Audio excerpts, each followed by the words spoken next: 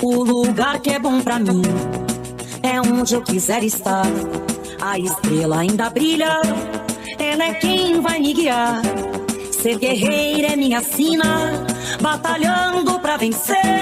Tenho voz pra ser ouvida, tenho sonhos pra viver. Não vão mais conseguir me anular, me calar. Ninguém vai me impedir de cantar e lutar. Seja em casa, no campo, na rua ou na praça, chega de mordaça, agora eu vou falar. Porque eu sou mulher pra fazer acontecer. Eu sou uma delas, são elas por elas, ocupando os espaços de poder. Porque eu sou mulher pra fazer acontecer. Eu sou uma delas, são elas por elas, ocupando os espaços de poder.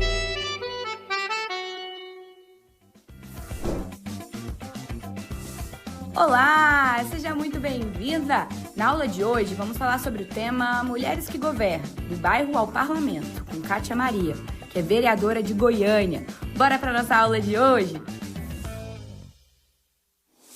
Olá, eu sou a vereadora Kátia, aqui na capital de Goiás, também presidenta do PT estadual, a primeira mulher, né, a presidir o partido do presidente Lula aqui no nosso estado.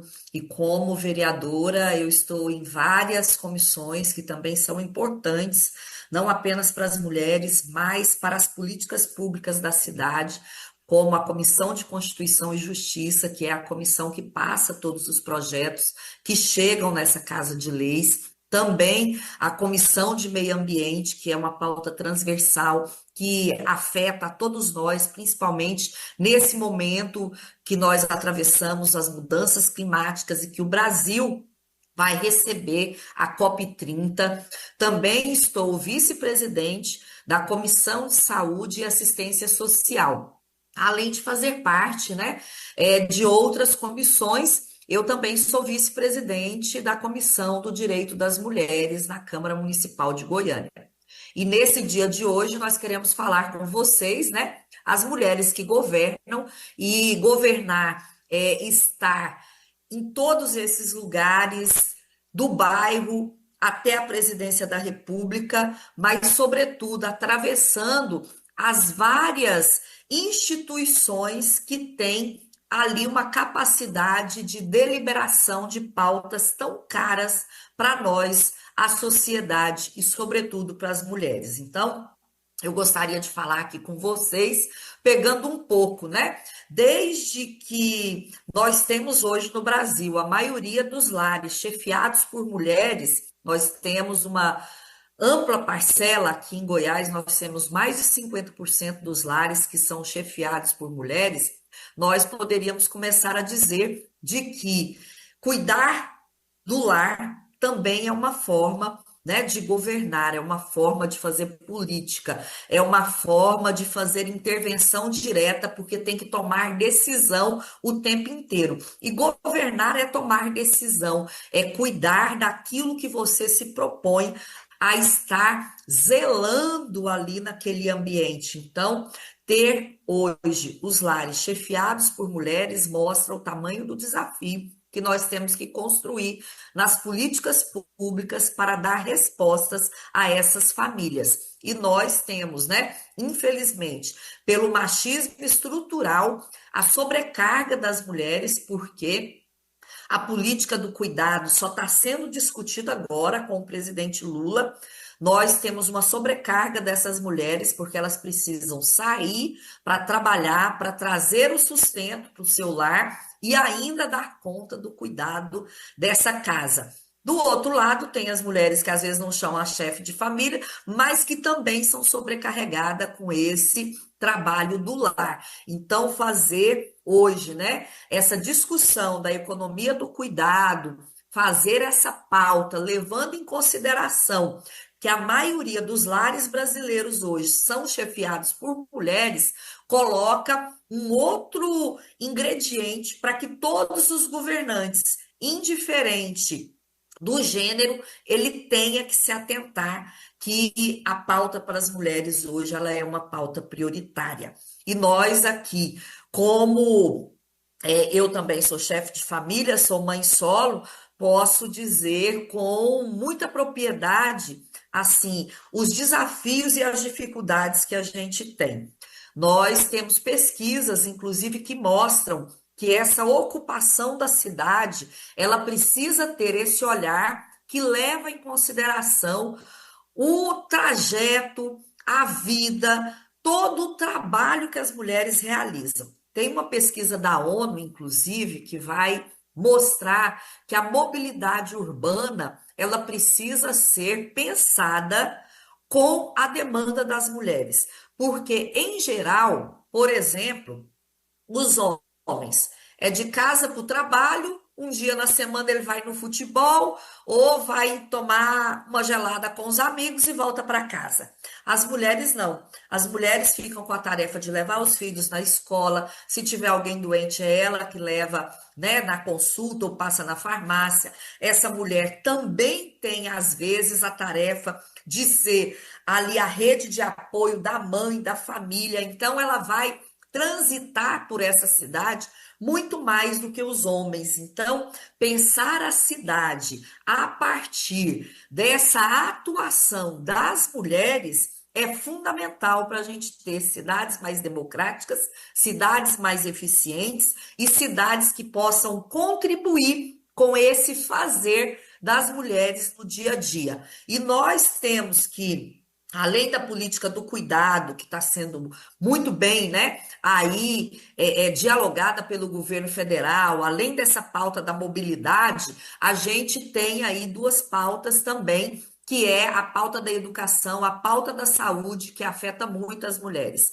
A escassez de CMEs, centros de educação infantil ou as creches, ela, além de tirar um direito das crianças, ela ainda coloca nas mulheres, né, essa obrigatoriedade, porque quando o filho não tem a creche, não é o pai, a regra geral, de ficar com as crianças. A regra geral é que essas mulheres, né, deixe de trabalhar, leve para o trabalho a criança junto consigo, porque tem uma deficiência da política pública. Da mesma forma, as políticas da saúde. Quando o bairro não é atendido, né, ali pela atenção básica, não tem o posto de saúde, a unidade básica que atende de forma preventiva, as mulheres acabam também sendo as mais afetadas, porque se falta a política pública da saúde, as mulheres são as primeiras, né, a serem demandadas,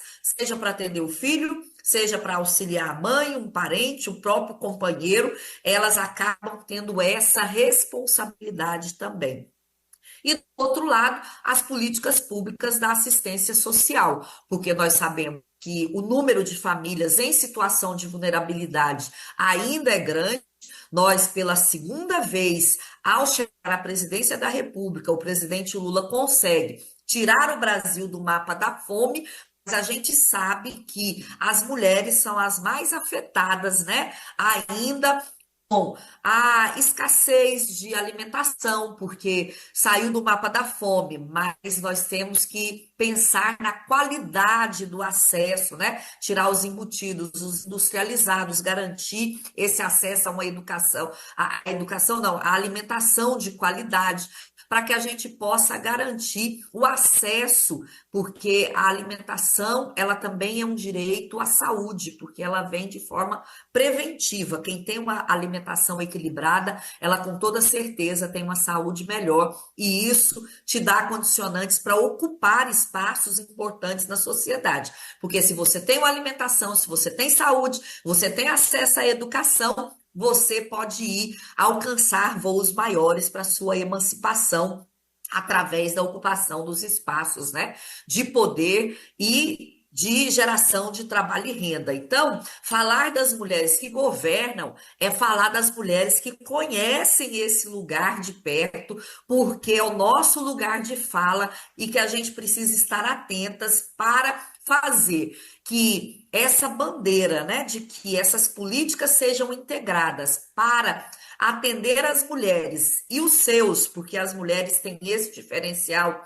Não basta atender a mulher, precisa atender a sua família para ela estar confortável, para ela estar bem, para ela conseguir enxergar de forma integral o seu sucesso. É importante que ela esteja bem e que aqueles que estão ao seu redor estejam bem também. Então, mulheres que governam é olhar, né, desde o ambiente da sua família, se está tudo bem, se a casa, né, está provida de tudo aquilo que a gente entende que gera uma qualidade de vida para os nossos, né, para as nossas crias em especial, e poder dar a nossa contribuição para a construção da sociedade. Então, eu sempre digo, né, que para que a gente possa contribuir com a sociedade, a primeira coisa que a gente precisa é estar bem com a gente. Estar bem com a gente passa por estar bem com a nossa família, porque é a nossa primeira rede de relacionamentos. Então, a gente tem que estar bem consigo, para estar bem consigo, eu tenho que estar bem, né, no relacionamento com a minha família, para relacionar bem com a sociedade. E aí as mulheres têm um papel fundamental. Fundamental porque nós precisamos ter mulheres que vivem isso, tudo que eu falei. Os desafios que a gente tem na família, os desafios que a gente tem do acesso à saúde, à educação, ao combate à violência, né? A inserção no mercado de trabalho, porque esse é o lugar de fala das mulheres, e ter mulheres participando ativamente da organização e das estruturas que fazem a decisão de poder das políticas públicas é fundamental. E aí eu queria dizer para vocês que estar na associação de bairro é fundamental, porque a associação de bairro, ela é um lugar de deliberação, de reivindicação, e que as mulheres sabem efetivamente o que o bairro precisa. Se é a escola que está faltando, se tem a escola que está faltando professor, essas mulheres sabem. Se o posto de saúde está com deficiência no atendimento, elas também sabem mapear. Se a linha do ônibus não está eficiente, se o ônibus está demorando para passar, essas mulheres têm esses dados e elas são conhecedoras de todas essas pautas. Então, estar presente nesses organismos que debatem e que deliberam políticas é fundamental. A organização comunitária, ela se faz forte para chegar em espaços que podem definir qual é a política que será implementada na sua comunidade, no seu bairro, na sua cidade, no seu estado, que vai poder beneficiar as mulheres e toda a comunidade. Então, ter uma organização, né, no seu local, no bairro, na sua cidade é fundamental. Ocupar o mecanismo de controle social, que são os nossos conselhos, é fundamental também, porque Conselho da Educação, Conselho da Saúde, Conselho da Assistência Social, Conselho da Habitação, né? São inúmeros conselhos, Conselho da Segurança Pública, né? Os conselhos locais de segurança pública. As mulheres precisam estar lá, porque as mulheres têm essa vivência e são os conselhos que vão deliberar sobre essas políticas. Então, é preciso a gente garantir que as mulheres estejam lá, estejam em maioria, porque são elas que vão levar essas demandas do dia a dia, que afetam diretamente a vida das mulheres, e vão também ajudar a construir as soluções, porque onde a mulher está, ela pode passar essa sua experiência que vem desse seu lugar de fala. Eu, com toda certeza, aqui na Câmara Municipal, posso falar com propriedade, por ser mãe solo, por ter vivido a dificuldade de criar uma filha, tendo que trabalhar em 2, 3 empregos, fazer bico para poder complementar a minha renda, para garantir uma condição mínima de vida para mim, para minha filha, para minha mãe, né? Então, você chega com o olhar daquelas que também passam a mesma coisa que você. Ao ser professora, eu sei também com esse olhar de mulheres que na educação a gente tem a ampla maioria das servidoras mulheres e que é uma categoria completamente desvalorizada, que hoje sofre inúmeros ataques, inclusive do ponto de vista da segurança dessas profissionais, que nós precisamos atuar nessa defesa. Então, como mulher que depende do atendimento da saúde por ser usuária no SUS, fazer o debate da política pública, que é preciso ter toda uma rede de atendimento às mulheres nas unidades de atenção básica, mas também quando essa mulher precisa de uma cirurgia, quando essa mulher precisa de um exame, né, de média e alta complexidade. Então, estar na Câmara Municipal hoje, atuando não apenas no plenário, mas nas várias comissões, mesmo não sendo uma comissão que pareça que é importante as mulheres estar, como a Comissão de Finanças, que eu faço parte, ou a Comissão de Constituição e Justiça, que parece ser uma coisa que não é tão importante, porque tem aí esse olhar, né, machista, que as mulheres têm que estar na educação, na saúde, na assistência social. Essas também nós queremos estar, mas nós queremos estar nas comissões que definem onde vai ser aplicado o recurso público, onde vai alocar o orçamento do município para atender a comunidade. Quais são as leis que beneficiam ou que pode prejudicar as mulheres? Vejam vocês, na Comissão de Constituição e Justiça, agora, recentemente, nós estamos fazendo um debate travado, porque um parlamentar da direita, do PL, apresentou um projeto de lei que autoriza o pai ou a mãe, o responsável, proibir a criança de participar de qualquer aula que aborde a temática de gênero. Quer falar de igualdade de gênero? Não pode. Quer falar da geração de emprego para as mulheres? Não pode. Qualquer pauta que adentrar a questão de gênero, a família pode proibir. Sabe onde que isso vai desembocar? Vai desembocar no aumento da violência contra as nossas crianças e contra os nossos adolescentes. Na campanha Faça Bonito, nós fizemos um mapeamento da nossa cidade. E, infelizmente, mais de 60% dos casos de violência e exploração sexual são cometidos dentro dos lares dessas crianças. Como é que um parlamentar quer colocar a autorização para o pai ou responsável de dizer que esse filho, né, que esse dependente pode ou não assistir uma aula que vai orientá-lo, inclusive, a denunciar as violências que ele sofre dentro do lar? Então, ter uma mulher lá na comissão faz diferença para mostrar que nós estamos entendendo qual é o jogo que a extrema-direita está colocando e que eles fazem o quê? Colocam em risco a vida das crianças, a vida das meninas, a vida das mulheres, a vida da população LGBTQIA+, a vida da população negra, porque quando a gente olha os índices de violências, todas essas parcelas da população são as mais afetadas. Então, estar nesse espaço de poder do parlamento, fazendo leis, mas também fiscalizando a implementação das políticas públicas da prefeitura, faz uma diferença danada ter o olhar de mulher mãe solo, olhar de mulher professora, olhar de mulher que anda a cidade, olhar de mulher que é rede de apoio de outras tantas mulheres, porque isso me dá a condição de defender com propriedade as pautas que interessam a todas as mulheres. Então, estar nos espaços de poder e decisão, sendo a voz de tantas outras, é fundamental para nós enfrentarmos o machismo e todas as formas de preconceito e violência que as mulheres enfrentam. Porque nós já temos um alto índice de violência doméstica, que infelizmente a gente vê os números, né, todos altos, colocando a violência, o número de notificações, o número de medidas protetivas, e infelizmente o número de feminicídio que tem crescido. Mas não é só essas violências que a gente sofre. Estar nos espaços de poder vai demonstrando isso. A violência patrimonial, que a gente às vezes tem que acolher as companheiras e ajudar, que é quando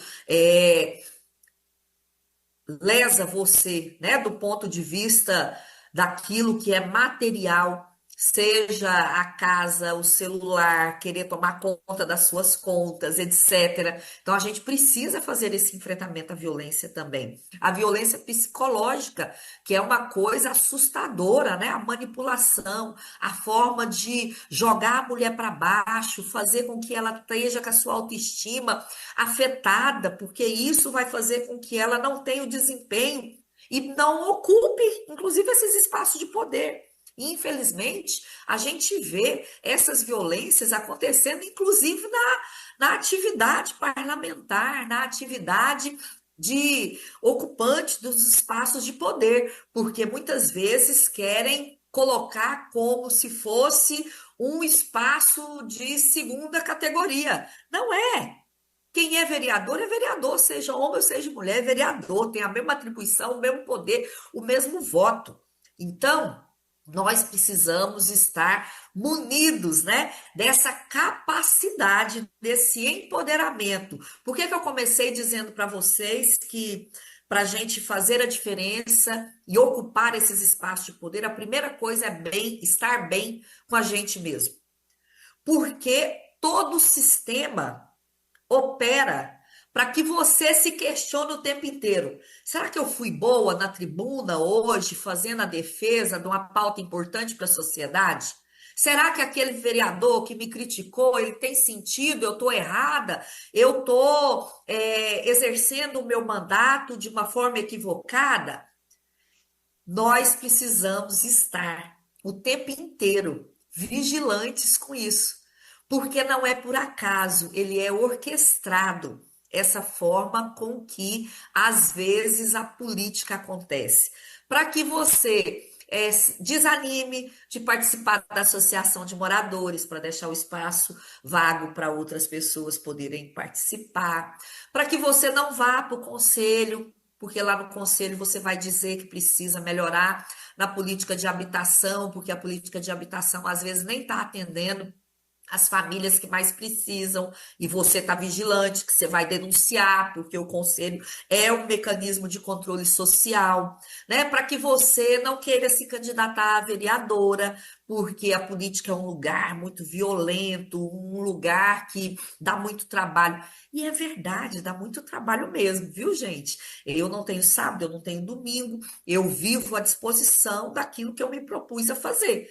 Agora, eu consigo conciliar isso com a minha família, com os meus amigos, né, que me apoiam muito e que eu enfrento no dia a dia essas batalhas que são colocadas, de disputar com a extrema-direita, de disputar com a direita, de disputar com aqueles que querem dizer que são defensores da pauta das mulheres, mas que de forma subliminar os projetos são para afetar diretamente a vida das mulheres. Então, nós precisamos estar muito atentas, né? E com disposição, e ter essa condição pessoal de equilíbrio emocional, de estar bem com o seu corpo, de estar bem com a sua mente e de estar empoderada, porque você é capaz de ocupar qualquer espaço de poder e dar a sua contribuição.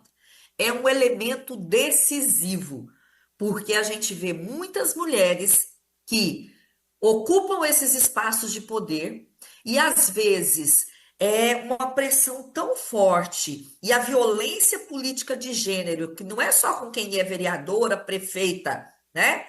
A presidente de bairro, que o prefeito não recebe ela, que não deixa ela falar, que às vezes tenta desqualificar o trabalho dela na defesa da pauta da comunidade, isso também é uma violência de gênero, uma violência política de gênero, né? Tudo isso nós precisamos fazer como motivação para a gente desempenhar esses papéis cada vez mais com qualidade.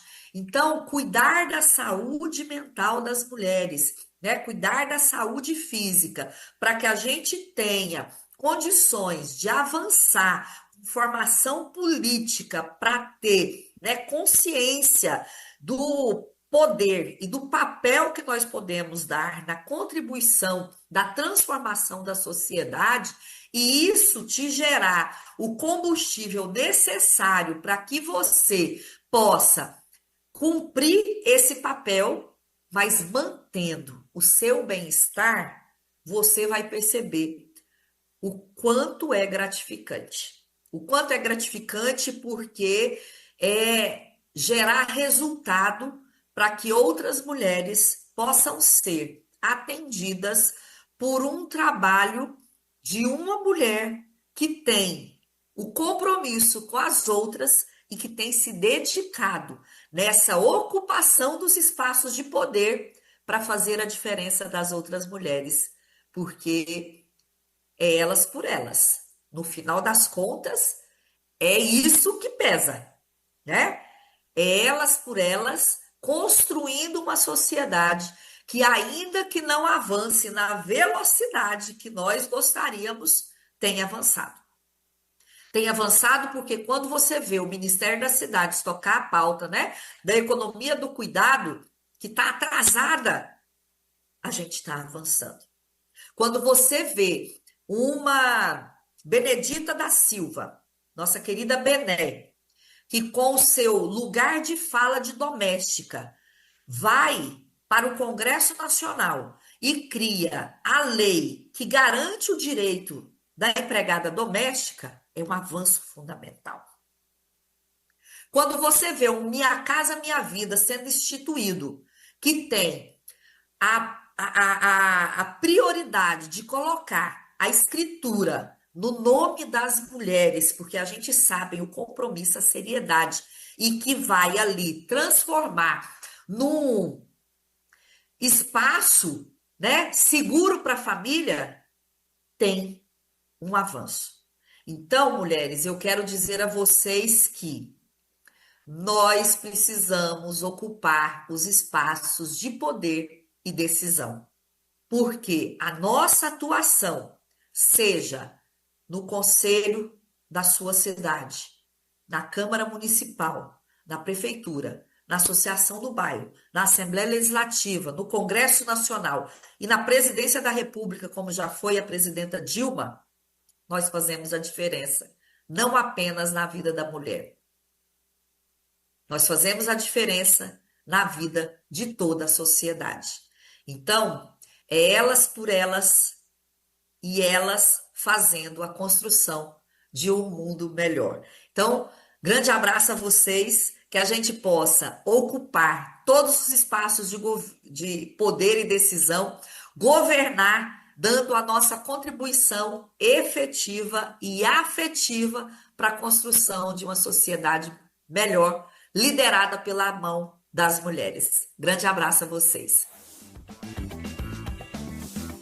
Na aula de hoje aprendemos sobre o tema Mulheres que Governam, do bairro ao Parlamento.